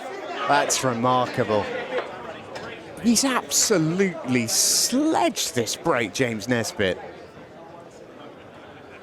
I mean, that is about as savage an in-off as you could see. But the way this match is going, again, it feels like a high-quality individual match where, like, dry breaks all of a sudden can decide a game. Not supposed to be the way in this format, but that's how these teams are playing. Well, we're not even halfway through the allotted time, and we're going to be halfway through the match because no one's missing. No one's missing. This is the last men. There was 10 minutes left of the game when Wales and England were 3-3, and they'd had a golden break. Yeah. For context, I will say, I'm sure there's some of you at home thinking this already, but you know, sometimes the balls do dictate. They've come out nicely in a lot of frames. There's been finishes that you'd expect players to sort of get, but at the same time, the pressure is so high. You don't see them all got, usually.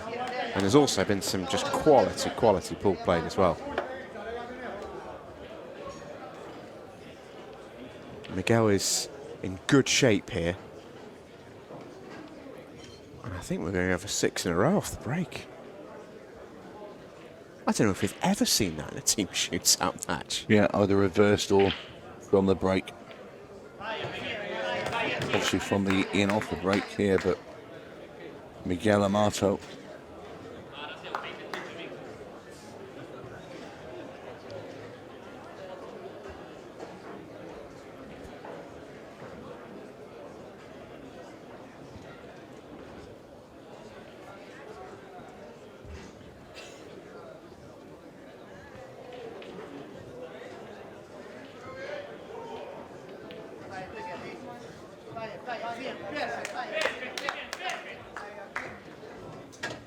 Runs this red into the centre. Black ball top right.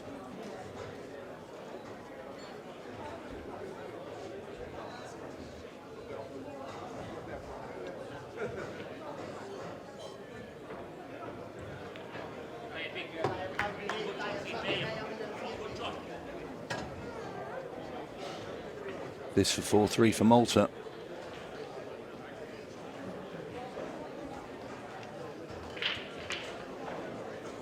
Well, the way this match has gone, you cannot really see one missing. It has to stop at some point. Doesn't it? Well, you think so? The level here. James Nesbitt gutted there in off that break. Amato firing up the Maltese. And they don't need any more firing up. All right then. I personally was a bit surprised not to see 𝗀𝗏𝗏 in the initial 7. But here he is, the next man out. You can add in the second set of 7 players. Squads don't necessarily have to be just of 7. I think Northern Ireland have, 9 in their team. But 𝗀𝗏𝗏 may not get a shot if the form continues here with Ryan 𝗏 breaking off. Cue ball is safe. Balls are good. Oh, Well, these splits are just letting both teams just play their stuff. yeah, but it's a starting red, I think, that looks a bit tricky. Looks very thin. The red into the top left. He can't, well, he can see one yellow. And he won't play that because the cube will go straight in off in the middle.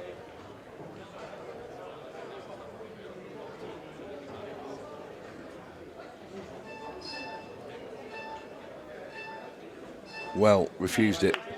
Wow. And the run of break and finishes, or finishes from the break, as in a reverse, has ended. But this is a really open rack of balls. It's just who's going to get the first sight of a clean pot. Oh, this is edgy. This is edgy. So whoever plays the worst safety shot here, which will happen sooner or later, they're going to be devastated because they're going to leave those yellows or the reds. Both are available. Touching ball.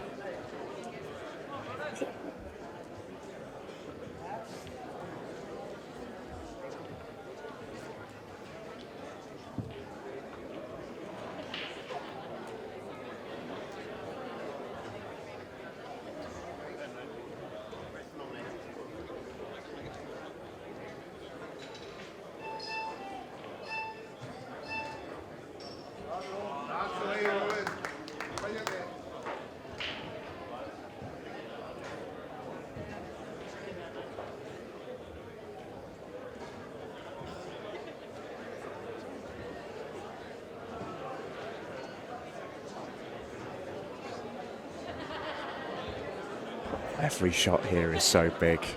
Whoever makes the first stumble will start tottering down the cliff edge. And Ryan 𝗏 might have been the first to blink.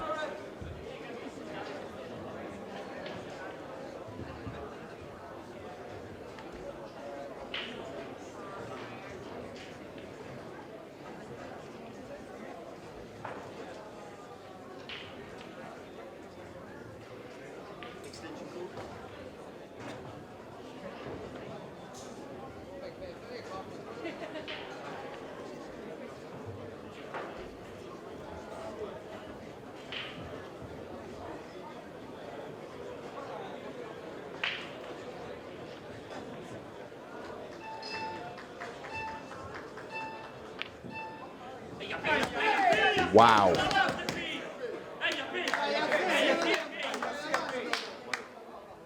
Wild one. So the P, Ryan Pisani, chance to get 2 in front of Northern Ireland. And when the quality has been so high, anytime you can get 2 in front, it feels like a big moment. Often this afternoon, what we would say is, you know, 2 frames is nothing. It can get turned over. And of course it can, but when every time one of your teammates is getting to the table, you're clearing up, you feel like 2 frames is a big lead.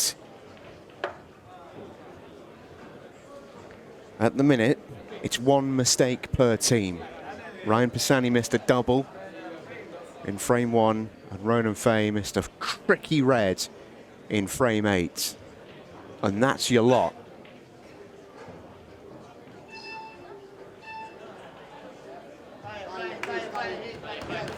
This isn't routine.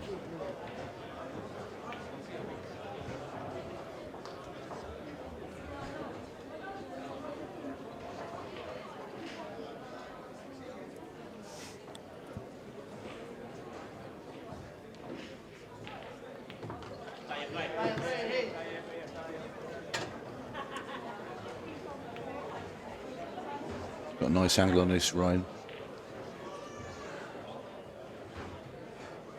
Just screw this back, take out these 2 yellows in the same middle bag.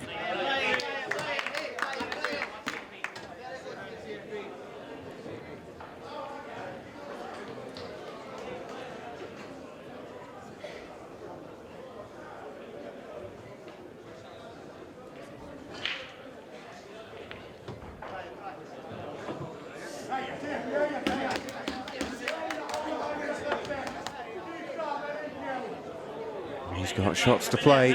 He knows it. He knows it.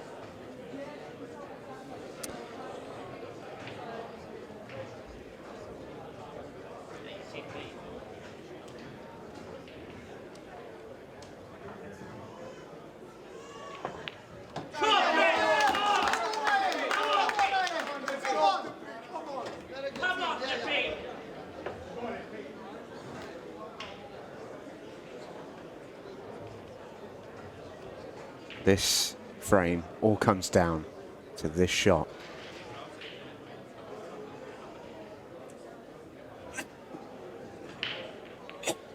Oh, he's played it so well.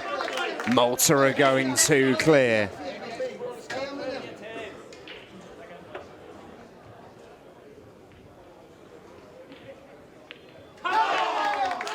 In it goes, Ryan Pisani delivers. And Malta now 2 ahead. And that could be very, very big indeed. It could be huge.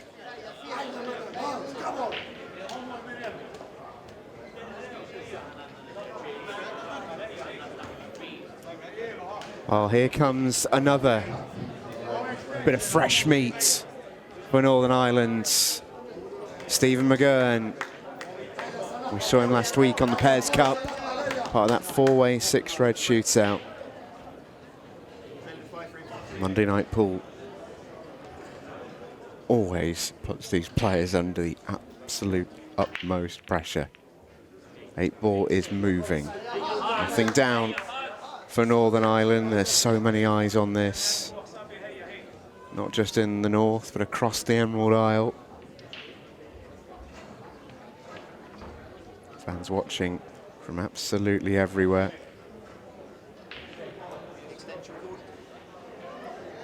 Shout out to young Matthew Riley watching in Cavan. Uncle of the great Carl O'Donoghue.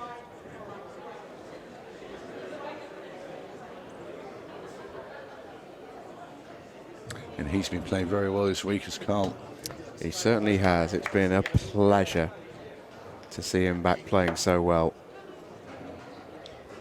When he's on it, one of my favourite players to watch is young Carlos. And I must admit, it was a slight surprise earlier on that Irish team were beaten by the Maltese. They'd have started as favourites in that match. They've been so good in the team competition. Has that come out enough for Dejan? Even so, he's got his next shot's horrible. Looked a bit gentle, didn't it? Well, it's a really tough shot, that, because the harder he plays it, the wider it throws, and he doesn't get the cannon. He had to cue that so well, and all of a sudden, might be in a bit of bother. That was missable. So Malta's first mistake since frame 1. And it feels cruel to call these mistakes, but that's the level these lads have set in this match. It is indeed. 12.5 minutes left. Malta have a 2-frame cushion against Northern Ireland.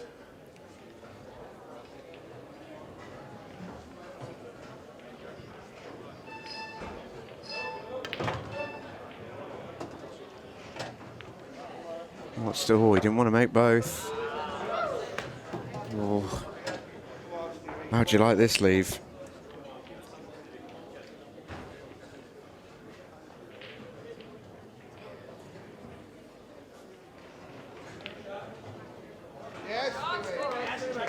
Well, played a good safety there in the end. Stuck the cue ball to that red. Easy to get out of though for Dejan. Not only has he got out of it, has he potted it? Ooh, very close there.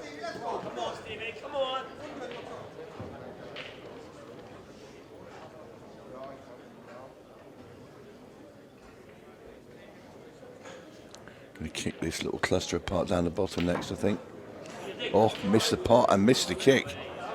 Has he been a bit fortunate there and put that red ball in front of the 8, but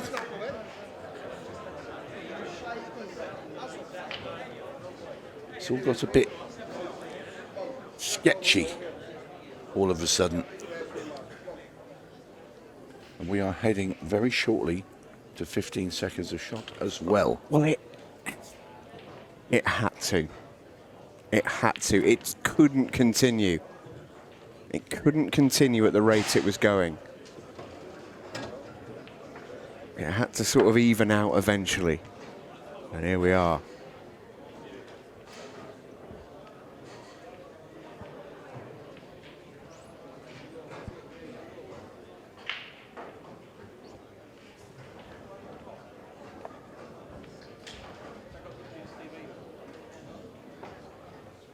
Can he chop that in? He can. How's the leave? Well, it's not getting any easier, and you have to wonder what Dejan's plan is with that 8 ball. He keeps digging.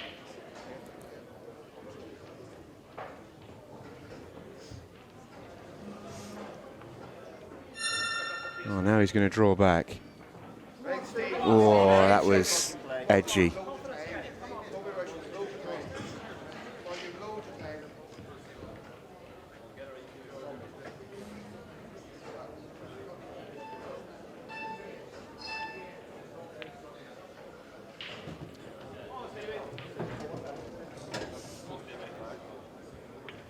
Easy safety here. Pop that red off the rail at the top and stick the cue ball behind the 8 ball and the other red. Thought he might have played that firm and then just bumped into the 8 a bit and just pushed it so he'd open up his red as well into that top left-hand corner. So you'd expect Dejan to go and hit these yellows. Hit them, he does. In fact, he hits both of them. Another safety coming up, I would think.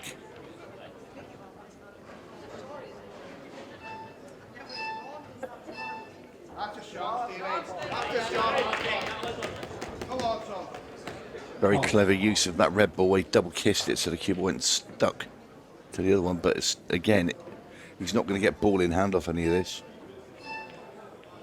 Yeah, and Dan's got no intention of potting. Dan's not buying what Steve McGann's selling here, because he's basically saying, I can see you've got a problem. You deal with it. I'm not going to do it for you. And if you don't deal with it, well, I'm going to win the frame. That's that double kiss shot. You can see this one though. I think Dan will just play a similar shot again. Yep, it's not Malta that need the frames. Oh, he's gone for the double. Oh, I don't know about that. That felt a little impatient to me from Dan Grech, as he almost fell over himself to play that double. Oh, he's had a dip. Well, He'll have a look. Well, you just rub off the red ball now, cue ball off the top rail and right back behind that red. Just pushes these apart a little bit. That's better. Yeah, that's an excellent shot. That was a poor choice of shot from Dan for me. Had to play the game a little bit there. Yeah. I know he's odds against, but Stephen McGurn wasn't getting anywhere. Oh. And also Stephen McGurn is 2 frames down. He has to do something. Ball in hand. And now he's going to go win the frame. Again, it's tough to be too critical. It really is, but can't help but think that Dan might have missed a trick. Lay the plant now. You can put it perfectly exactly where you want it.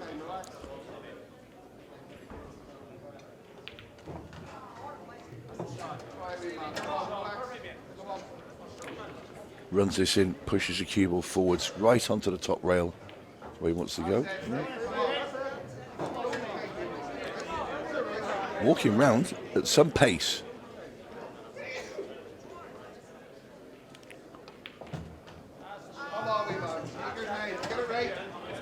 Sometimes when you're not used to playing at 15 seconds a shot, the body tends to tell you to play it within 10 seconds, so you don't hear the beeps. And this gentleman's doing a bit, well, doing just that, but what a nice shot. So, this 8 ball for 5-4.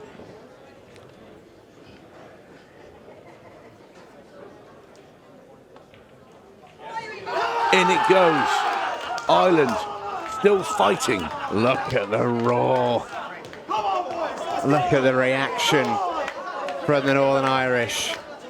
Declan Brennan next in to bat. And this is what I love about Declan Brennan. Easily one of the biggest sharks you've ever seen around a pool table. Complete gun player. But as soon as he's out of the environment, it is like a switch. He's light-hearted, he's enjoying the moment with his teammates, he's able to enjoy the experience. And I think that helps him put in the sort of performances that he does on the table, especially for Northern Ireland. He's played elite all day. Every time we've seen him, he's done something brilliant. Yeah. Will he get to the table, though? 6 minutes left.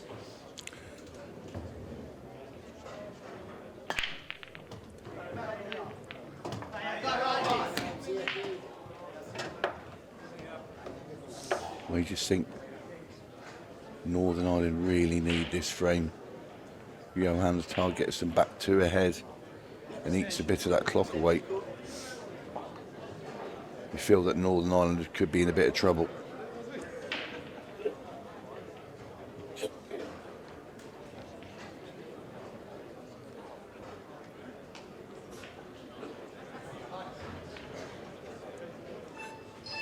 Johan Atard was about to take reds and then switched completely and is now taking yellows.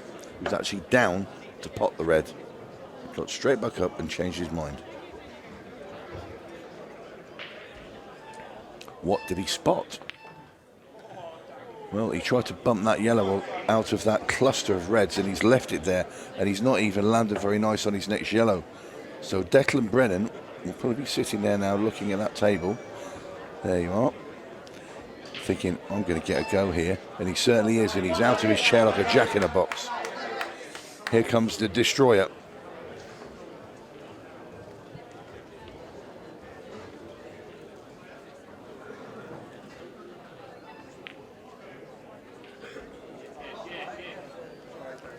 Oh, we've got an interesting frame again, Tony. We've got an interesting frame, all right. It's massive now because the clock's underneath 5 minutes. So the way you look at the sort of mess here, and Johan knows it doesn't matter because Again, they're the ones in front, and he can try and keep Decky at arm's length. But Declan's got to win this one. But can he give his teammate a chance to win the one after? Winning it is the main thing, because it will pull Northern Ireland level.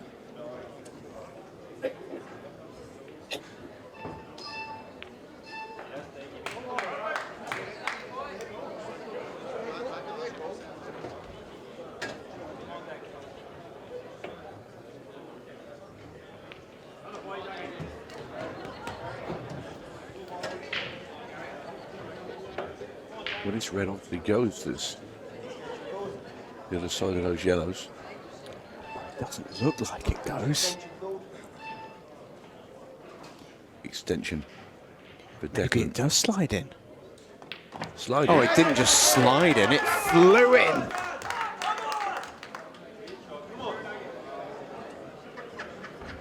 Well, we're not going to see another 6 red, are we? Are we? Both semi-finals.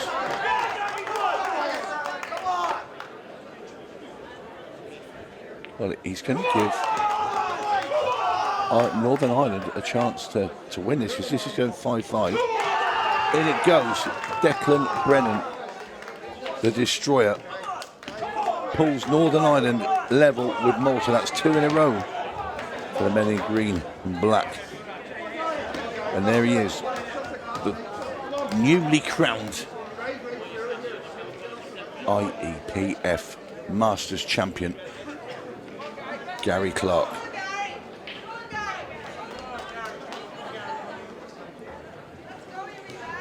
And he's taking on the castle, Clayton Castaldi, the former world champion. 2 minutes 48, 5-5. Gary Clark desperately wants the ball off the break. He gave it some beans as well. I think that's going to come up dry. Here we go then. Wow, look at the yellows, they're beautiful. Gary Clark looks at the yellows. First ball into the right-hand centre, kicks them out. Yeah, Gary Clark absolutely saw the yellows there. Clayton Castaldi, the castle, calls his extension, and the 2023 world champion will get to work on yellows. They are absolutely sitting. I'm trying to look to see where there's a massive problem where, well, not a massive problem, where there's any sort of problem to stop Clayton finishing, and there doesn't seem to be.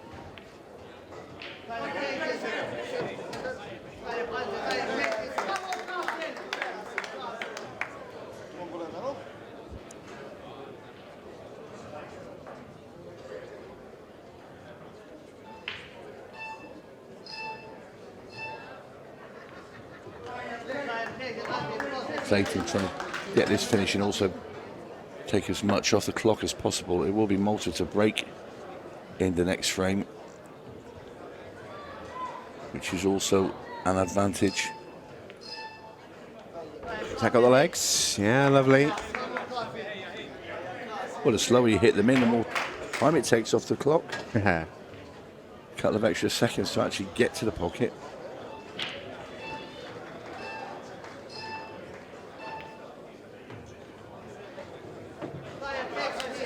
Oh, okay. No guarantees anymore. Just run it in, land in the gap between those 3 reds. Oh, that shows a lot of trust in the table, doesn't it? And this is You're natural. watching that and wincing.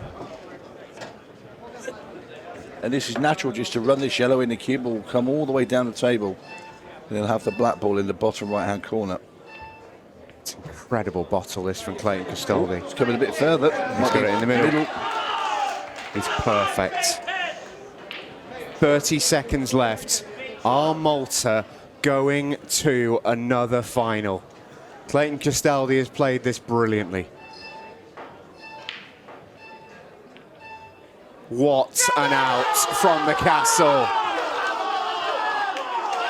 The former world champion might just have sent his nation to their 4th straight World Team Shootout final.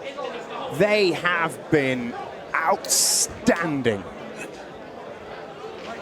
And they have almost done it. There is not much time left, and it's Malta's break next. Northern Ireland requiring a golden duck. Incredible. Just incredible, really. Johan Amato is the next man out.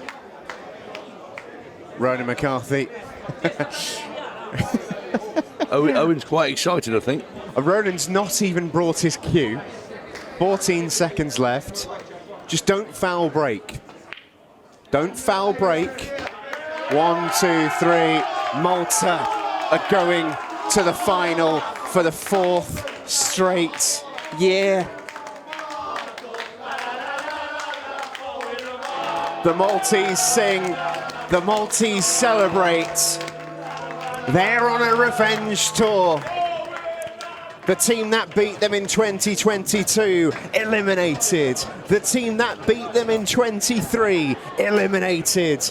And they face last year's champions in this year's final. It's a rematch of the 2024 World Team Shootout final. For the second time in 2 years, it's Wales versus Malta. What a performance from the Maltese. And they are loving every single second.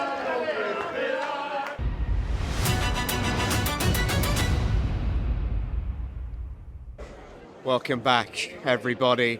Oh, this night is delivered all right. We thought that it might. Johan Atard and Clayton Castaldi join us, 2 victorious Maltese players, 2 players who once again are going to the World Team Shootout final. Johan, it's an amazing record you guys have. But that feeling never gets old, does it? How good does this feel?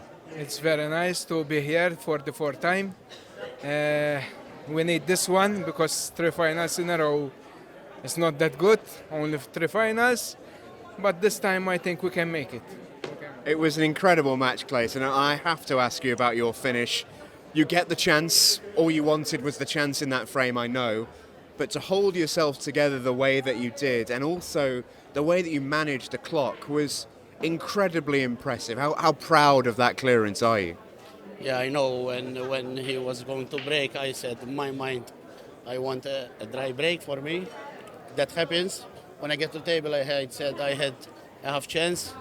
I have 2 minutes average time, and I want to manage my mind to complete and make that finish. I managed to do it. I feel very happy to put my team in the final for the 4th year in a row. It's incredible, and the mad thing is, in the quarter-final, you beat Ireland, who you had in the 22 final. The semi-final, you beat Northern Ireland, who you had in the 23 final. Who are you playing in the final? West. It's the revenge tour. Yes, it's West, the revenge team. Hopefully we can make it the way I said.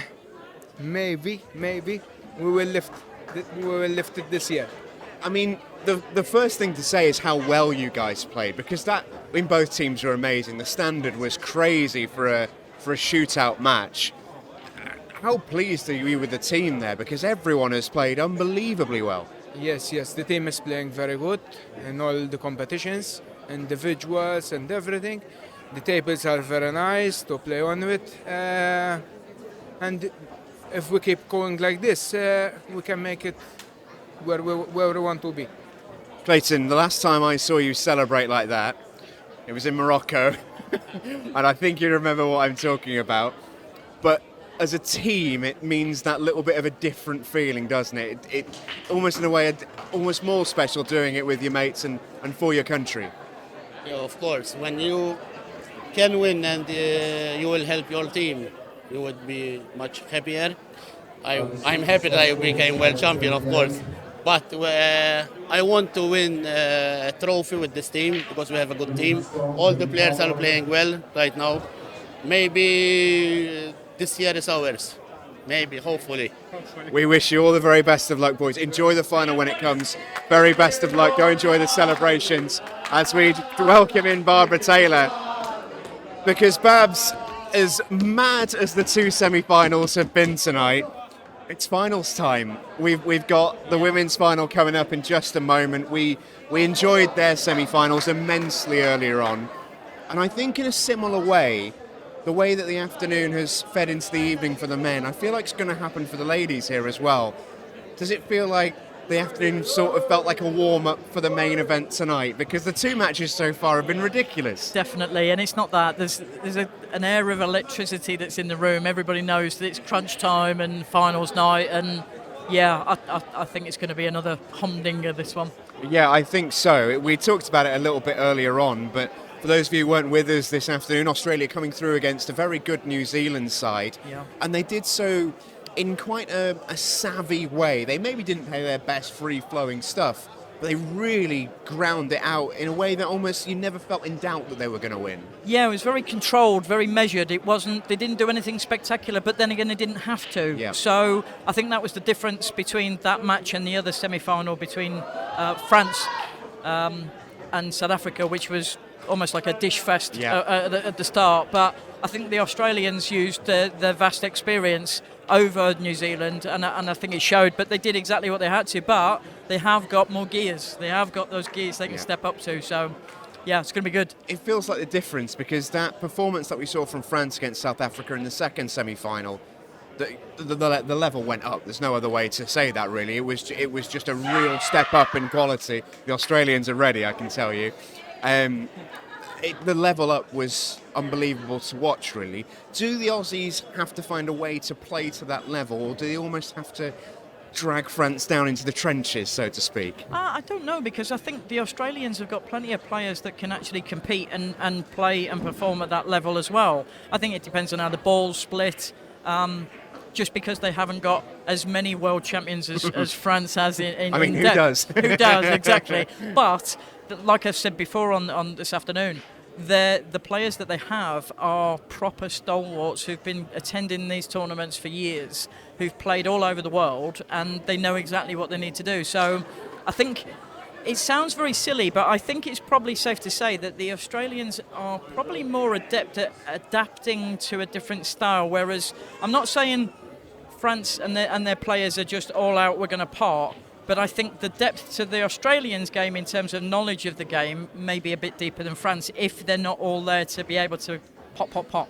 Yeah, it should be interesting. I mean, you were in this final last year. You know what this final is all about. It takes something from you, doesn't it? Your soul. It really is a roller coaster of emotions and everything that goes into it. It can change just like that in a second. How do you manage that as a player, or do you almost have to hold on tight and enjoy the ride? Yes, at the shootout, that has been the big difference between the normal, what I call normal team pool, and the shootout. You do literally have to go with the flow, because you don't know what you can't predict, because all it takes is one shot, one fluke, one anything, and a quick frame, and then it's all turned around and the pressure switches from one side to the next, and you can't prepare for it. There's no way you can prepare for it. Just be ready to enjoy the ride. Well, we can see the Australians quite literally warming up beside us, so I think it's safe to say they're ready to go. I mean, that's quite something right there. I mean, you'd hope for pool players that they've sort of got those kind of exercises down, really, but it just goes to show that, you know, no stone is being left unturned. Well, I must admit, I've never seen an exercise workout in preparation for a team final, but it's got to be a first for everything. Yeah, absolutely. Yeah. Okay, we're about ready to go then. When we come back from this break, it is final time. Will it be the defending champions France retaining, or will the awesome Aussies win themselves a world title for the first time in 9 years? It's time to find out when we return.